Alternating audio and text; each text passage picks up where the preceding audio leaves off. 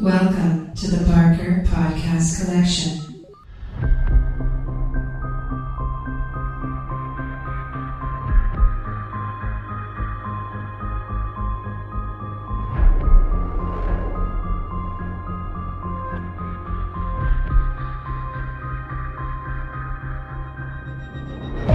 Welcome to the Not Watching Podcast. My name's Rob Howard, and this week I'm joined by Iain Bruce. You can contact us on email at notwatchingpodcast@gmail.com or follow us on Twitter at notwatchingpod. So yeah, TV we've been watching, and yeah, although Game of Thrones has recently started, we've only watched the first episode, so there's not really much to say yet. Perhaps we can have a spoiler one later on, or a more spoilery one.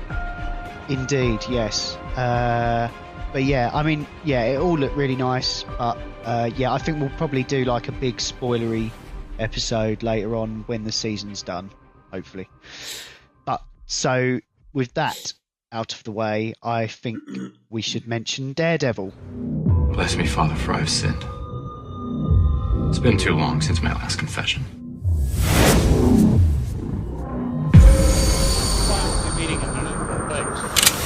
I've been preoccupied of late with questions of morality. Of right and wrong.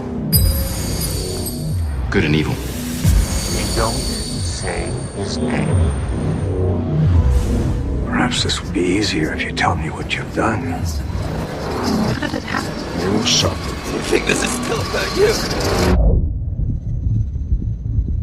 I'm not seeking forgiveness for what I've done, Father.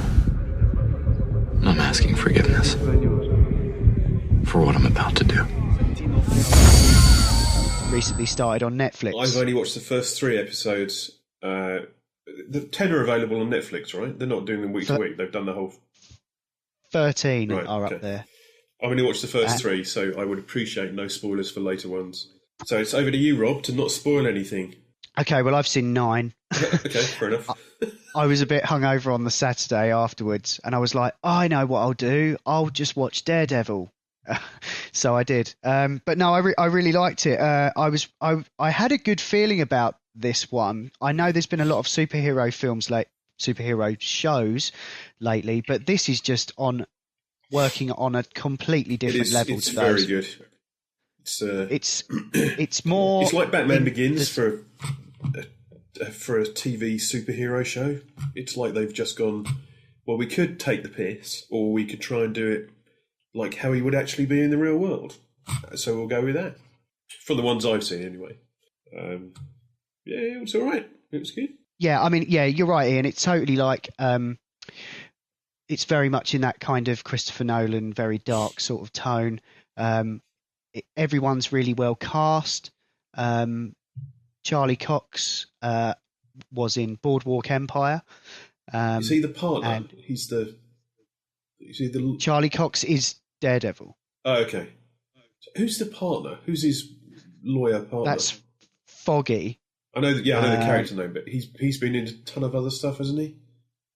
He's one of the characters I hadn't seen before. Okay. But he seems to be like the comedy sidekick in a lot of ways. Yeah, kind of, but not annoyingly. No, he doesn't. For the 3, it felt like he could be. If they're not careful, he's going to be the whole Foggy every week, and it will just be a Jesus. Yeah. I did sort of get a bit of that, but we've got Deborah and Woll, who was Jessica in True Blood, and Rosario Dawson was in a couple of episodes, but well, I haven't seen her lately. No spoilers there, then. Thanks for that. Okay. Well, I don't know. I'm not implying anything at all. But wow. Let's pause this and we'll discuss episodes 2, 3, and 4 then. What a... Okay. No, I'm just not going to say anything at all. Sorry. All right. And Vincent D'Onofrio plays Wilson Fisk, but you haven't met him yet, have you, Iain? No, no, I don't want to, because he'll probably die that episode, and I don't want to get my hopes up. So, well, if you know Wilson Fisk is Kingpin, basically. Yes. That's who he is. That's fine. Yeah.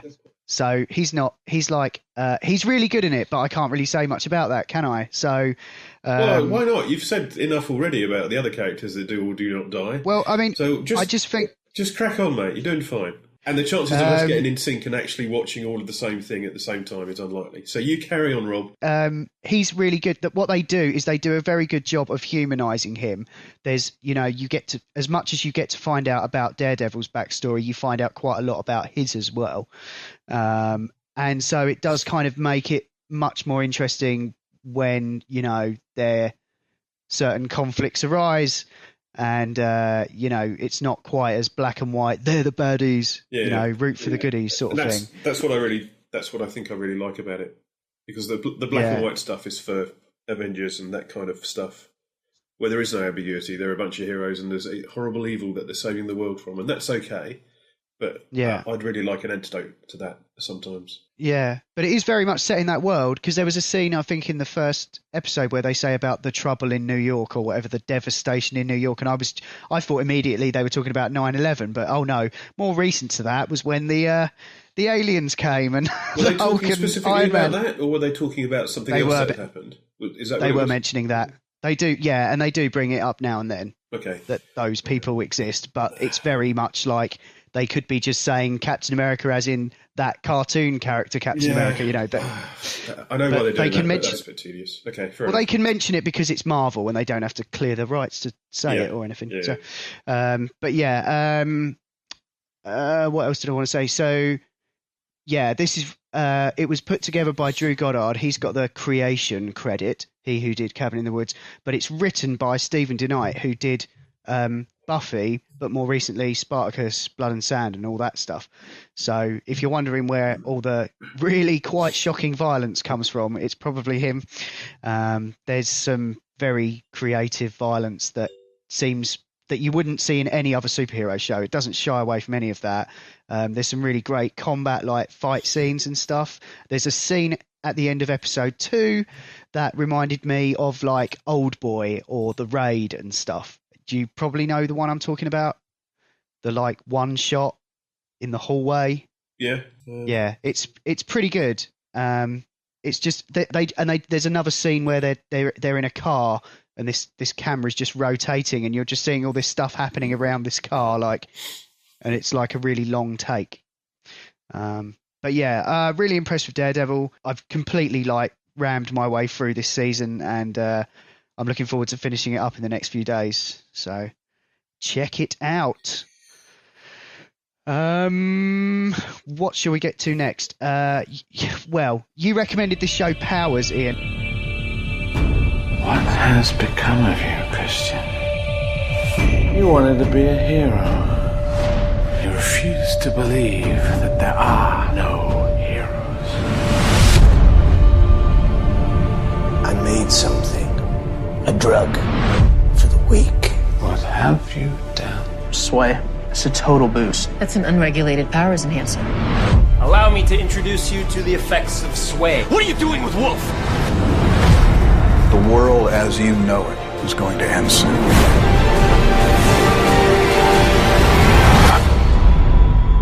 I call it a drainer. It takes away their powers. Power can't just disappear. So, where the fuck does it go? What did you feel? Hunger. What are you up to, Johnny? We've lost so many, and we will lose more. Woll has escaped containment. There's no one to stop him now. We must not surrender our hearts to anger. This is not a job for regular cops. Good thing we're not regular cops. And never give up. How does it feel to be powerless? I don't know what happened, but I'm connected to him. And fear nothing. I think I made the mistake of watching this after Daredevil. That's probably not the way to do that. No. Do you want to explain what you're enjoying about it? It's based on a graphic novel series, I believe, and by Brian Bendis, who also wrote a lot of Daredevil. Okay. And the premise is that superheroes exist in the world, and a group of cops are assigned to bring the ones that are not towing the line or being heroes to justice. And it has quite a good cast, which I wasn't surprised at, but I thought some of these people should be off making movies. So it has, what's the guy's name? The guy from District 9. Sharlto Copley. Yes, he's in it. There's some other people, I'm not going to IMDb it, but it has a number of kind of big name movie people in it. Izzard. Yeah, Eddie Izzard. He plays quite a serious role as well, actually, which is good. He has done that in other stuff before, but yeah, Hannibal. But I still find it tricky to take him too seriously. Yeah, but so it's that kind of thing where cops are trying to apprehend villains. One of the cops used to be a hero himself, but he, for whatever reason, lost his powers. I'm sure we'll find out in later episodes. And there's a couple of things. In the first 10 minutes, I thought, Jesus, this is shit. What am I doing wasting my life watching this? And then somebody got thrown into the side of a wall and their head got split open. And I thought, oh, I'll hang around for a bit more of this then. And it started getting a bit darker and the language started and it just, some exposition happened. And it's okay. However, the visual effects are just rubbish. They are really bad. Jesus Christ, they are grim. I'm not even that fussy about that kind of stuff, and no, really I mean, I'm not. I don't care unless it's distracting, and it was distracting. So that's a shame because I think the idea is good. I like the idea of that and not having it in a what's that? Last Action Hero, is it? There's one of those movies. Who's in it? It might even be Jessica Rabbit. No, not Jessica Rabbit. What's the movie? Roger Rabbit. It might be Schwarzenegger, where there's like a cartoon character thing. Is that Schwarzenegger? What's that? What movie is that, for Christ's sake?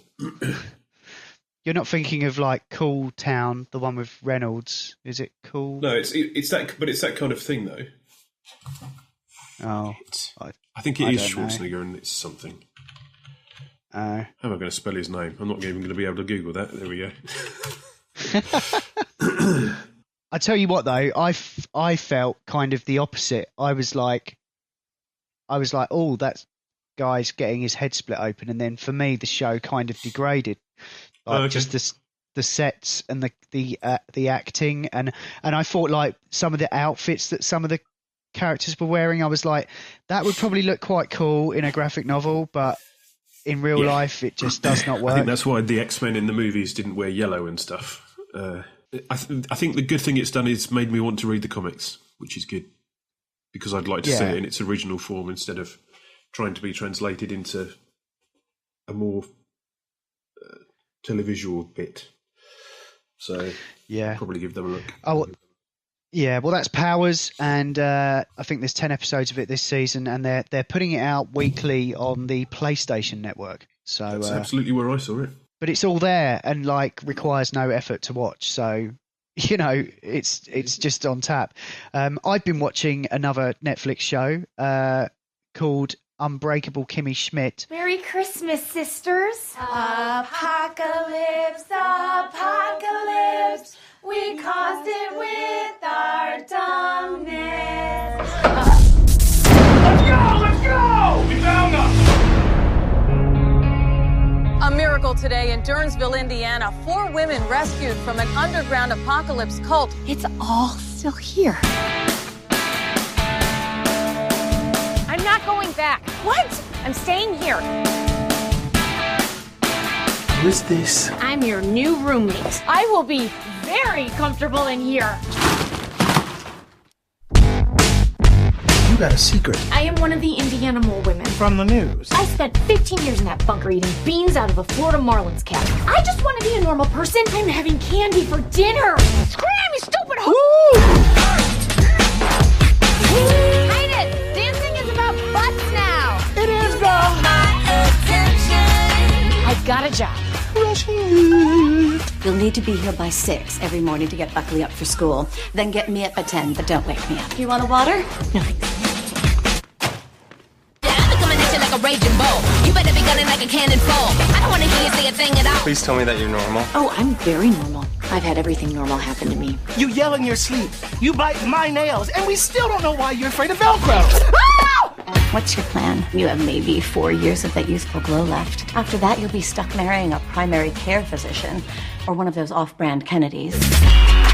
Life beats you up. You can either curl up in a ball and die, or you can stand up and say, we're different, and you can't break us. You got my attention.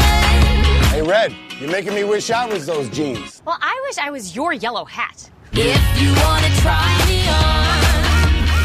Look out, New York. Nothing can stop us now.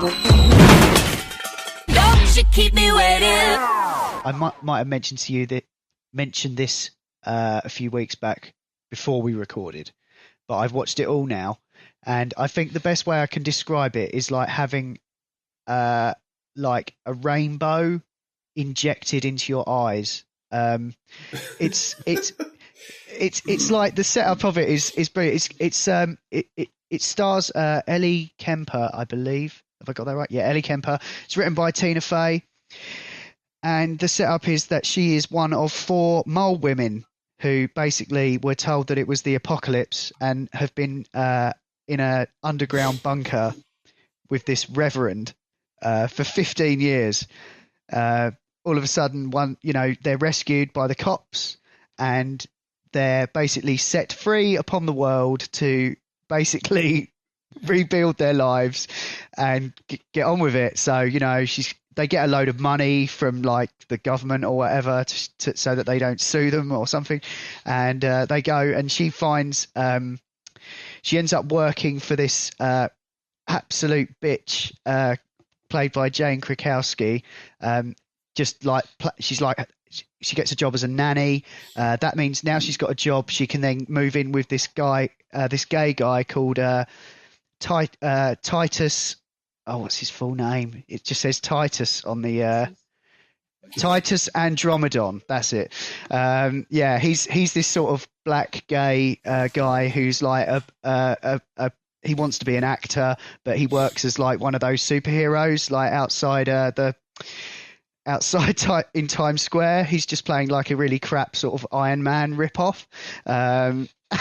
But he like wants to sing and everything. But anyway, yeah, so it's just sort of like it sort of builds towards a little bit of a court case towards the end with the whole reverend, and the reveal of who plays the reverend is genius because you only see the back of his head for like a lot of the flashbacks.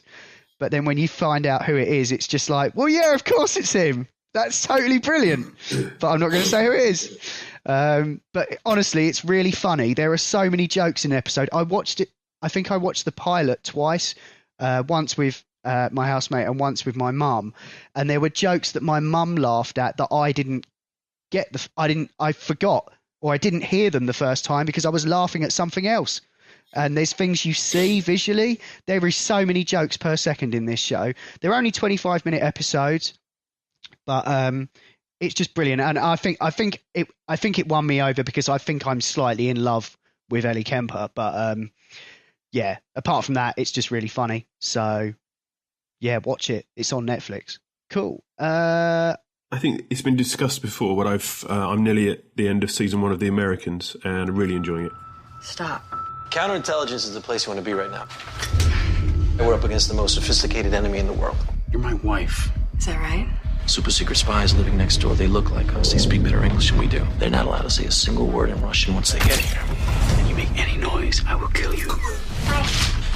President Reagan is outraged that the KGB thinks it can kidnap someone with impunity on American soil. Our war is not so cold anymore, Elizabeth. It's probably a coincidence. Or they're onto us. And this is what? We take those risks every day, Philip. That's what we do. I'm fairly sure it has. I'm fairly you've mentioned it, but yeah. It was good. Looking forward to giving season 2 a go. So that's it. This is based on the idea that you've got Russians living as Americans. Yeah, it's right? a KGB couple with American kids doing KGB stuff in the 1980s in America, and it works really well. Yeah, it's good. Enjoying it. Yeah, it's another FX show. I haven't got to it yet. I think I did have it, but I think I had to have a bit of a DVR clear out, and it had to be I'm watching sacrificed. it on Amazon Prime, so both seasons are on there, or Amazon Instant Love Film, whatever it's called. Cool. Another show that's on Amazon that there was much derision of when we discussed it a while back is Black Sails. No. I just watched season 2 of this, and I binged it on about 3 sittings, and I watched the last 5 episodes all in one go. All I'll say is, whatever problems you have with certain actors or actresses in the show, none of that's changed. So I'm never going to sell it. But I will say, there's always the problem I think it suffered from the first season, and I was a big fan of the premiere of the season 1, and I will admit that it did not maintain that quality throughout, and it did get a bit boring because they had to set up a load of stuff. But that's all done now. So season 2 is like at least one protagonist is at sea at all times for whatever reason. There's a lot more combat at land and combat at sort of ships taking on land targets, and lots of associated mayhem, and just a lot less like gratuitous nudity, more insane violence, and I thought season 2 was a blast. But yeah, like I said, I binged it. I really did. And if season 1 didn't win you over, and you can't be asked to slog through that, then, Do you think you could start with season 2?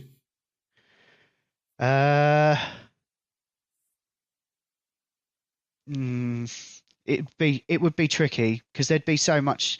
Yeah, there'd be a lot of information that you didn't know, but you do find out so much in 2. Maybe give the pilot a go. Give the season 2 pilot a go and see how it grabs you. I mean, they do introduce a new character straight away that I'd not met before. So, but there is some good stuff in season 1. But you really do have to sort of eat your greens with that show a bit. Yeah, not going to do that. Okay. No. Have you watched any of the new season of Community? I was going to ask you. I haven't. No. Season 6 of Community. It's the show that will not die. Even like though they didn't renew it on a network, Yahoo picked it up. It's a great show about. It started off as a study group. Now they're sort of like a. I don't know what they are now. They're like a sort of Save Greendale team or something, and so it's all set in this community college, and it's weird because it was like a really focused sort of group of like, what was there, 7 of them. All from different backgrounds, denominations. Yeah. Oh, plus Pierce though. You had Pierce. If you look at the table, there's always. No, there's the hero guy on one end. Then there's Britta, Abed. Oh yeah. Then there was Troy. Oh, yes, I forgot about Troy. Yeah. Oh, he's not been gone that long. No. And then you had Pierce, was then replaced by Mike from Breaking Bad. Which was awesome. Yeah, and now he's been replaced by Keith David, who you might know from the Mass Effect games. And Robin Can't Hood, think of anything else. Yeah. Oh, yeah. But then you've got replacing what's her name? Nicole, is it something? Yvette Nicole Brown, yeah. Replacing her, you've got this girl, Paget Brewster, playing Francesca Frankie Dart, who, I don't know, she just seems like a bit of a job's worth in this show. And I don't want to spoil anything, but I just feel like, they've got Chang in there as well. He's kind of filling in for Troy now, which is a bit weird. Like, they just sort of seem to be playing with the scraps of what's left to an extent. But it's still funny. They're still on point with a lot of the humour. Do you think they should have stopped though?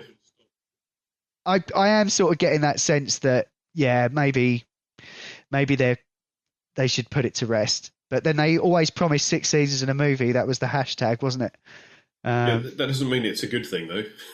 No, not at all. No, and then who are they going to get to direct the movie? Because those guys are making like the fucking Avengers now. Like, yeah, it's all a bit. I don't think they'll crazy. Get a movie.